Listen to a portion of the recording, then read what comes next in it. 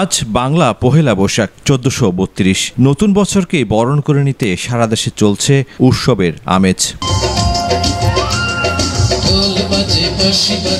নানা কর্মসূচির মধ্য দিয়ে গোপালগঞ্জে উদযাপন করা হয়েছে বাংলা নববর্ষ ১৪৩২। সকাল ৭টায় পৌর পার্কে জাতীয় সঙ্গীত পরিবেশনের মাধ্যমে দিনের কর্মসূচি শুরু হয়। সকাল ৯টায় র্যালি বের হয়ে শহরের বিভিন্ন সড়ক প্রদক্ষিণ করে। এতে প্রধান অতিথি ছিলেন জেলা প্রশাসক মোহাম্মদ কামরুজ্জামান। উপস্থিত ছিলেন পুলিশ সুপার মোহাম্মদ মিজানুর রহমান, অতিরিক্ত জেলা প্রশাসক মোহাম্মদ গোলাম কবির সহ অন্যান্য কর্মকর্তারা।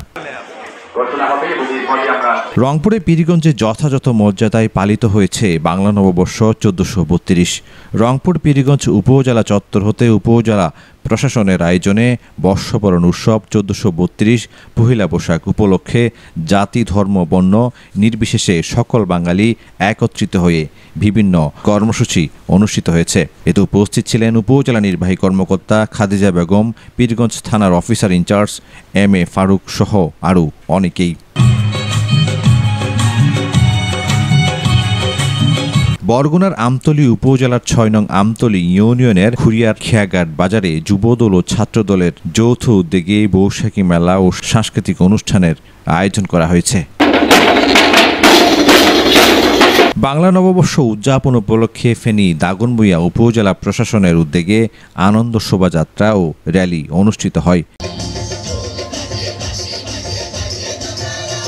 প্রতিদিনের কাগজের প্রতিনিধিদের পাঠানো তথ্য ভিডিও চিত্রে নিউজ ডেস্ক, প্রতিদিনের কাগজ।